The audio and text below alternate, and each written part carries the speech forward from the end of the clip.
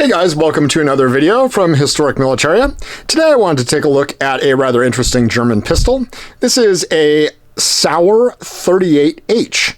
Now about 200,000 of these were made starting in, coincidentally enough, about 1938. And they were made clear through the end of World War II, right up until the very end when the factory was seized by the Americans. And then some were made after the war, but not a great number. So the vast majority are going to be Nazi-era production guns, and they were used by the German military and police forces in fairly sizable numbers with, like I said, about 200,000 being made. Now, if the Sauer sounds familiar to you, it's because eventually, the company Sauer became Sig-Sauer, which still makes handguns today, and makes some very fine handguns. And this gun actually has a lot of the features that you're going to see on later Sig handguns, and we'll take a look at some of those in just a second. First of all, the gun is going to be chambered in 7.65 millimeter, which is in America known as the 32 ACP round, so a pretty common caliber that's still in use today. And this particular specimen is a mid to late war example, so all you're going to see is a 7.65 here on the slide.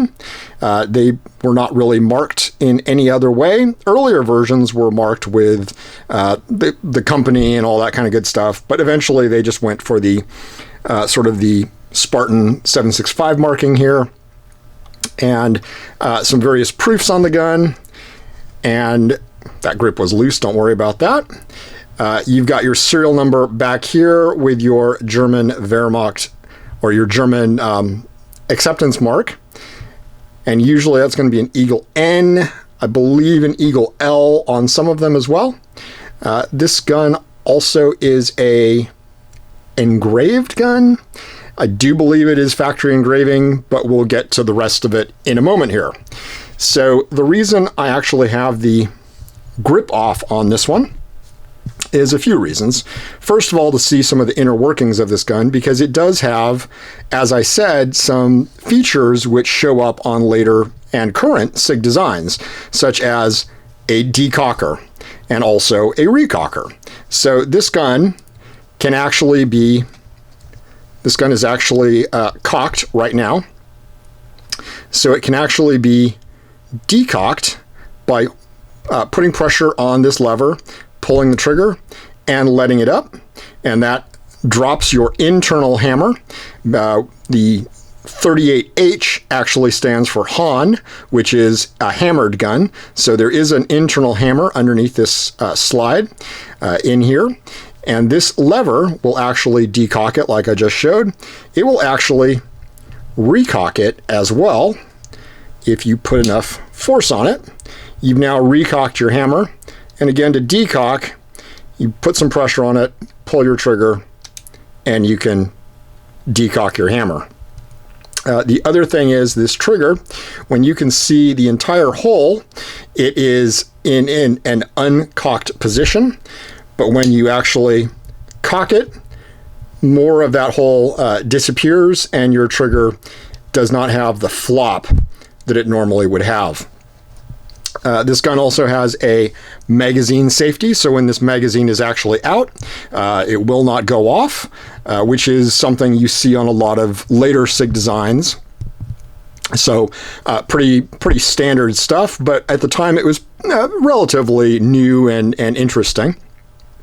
Also, you've got a slide-mounted safety here, so this down is fire, up would be safe, and pretty easy to set that, pretty standard, nothing too amazing there. The other reason I have this grip off is this is not an original grip, even though you've got your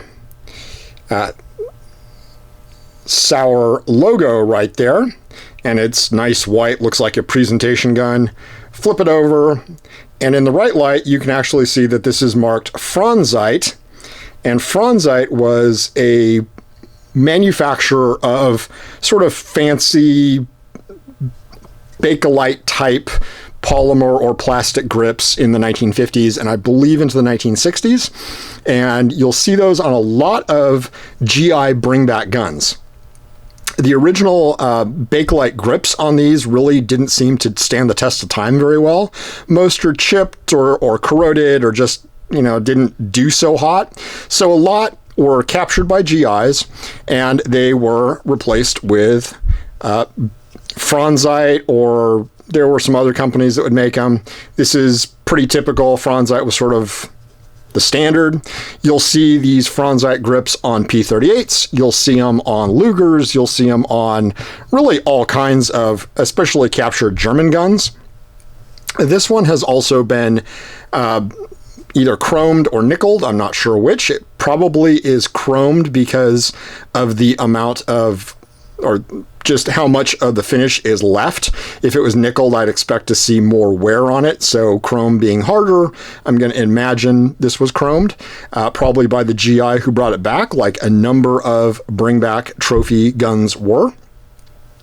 However, the engraving, I do believe, is factory engraving. So it's kind of an interesting gun in that originally this gun would have been finely blued with the factory engraving, which is typical German scroll work oak leaves, which, as you can see, extends on the trigger guard, on the front strap, and the back strap, and really full coverage of the gun just in general. It's pretty nice work here. You've just got your typical German oak leaf patterns and what you would expect to see on a factory engraved gun. Of course, the refinishing or the re-nickeling, or re-chroming, has actually kind of dulled some of the original engraving just when that was done. So unfortunately, it's not quite as sharp as it normally would be, but it's still quite a conversation starter. And you can see that the GI who brought it back was pretty proud of it, to have it chromed like that and have it sort of as a presentation gun. Even today, it is quite a striking piece and pretty nice.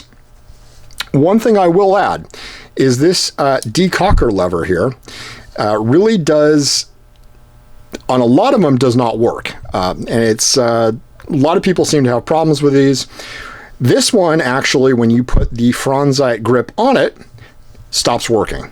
So just as a little tip, if you've got one that has aftermarket grips and your decocking and cocking lever does not work, try taking the grip off and working it then, and it may work perfectly. May just be an aftermarket grip that is interfering with this, and that's exactly what happens with this one. It works flawlessly when you take that grip off.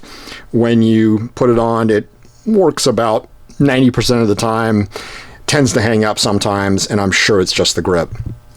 The other thing these guns have got is a loaded chamber indicator. Obviously, this one is not loaded, but you can see that pin. If that had a loaded chamber, that would be sticking out the back of the slide. All in all, these were very well-made guns. They, for what they were great.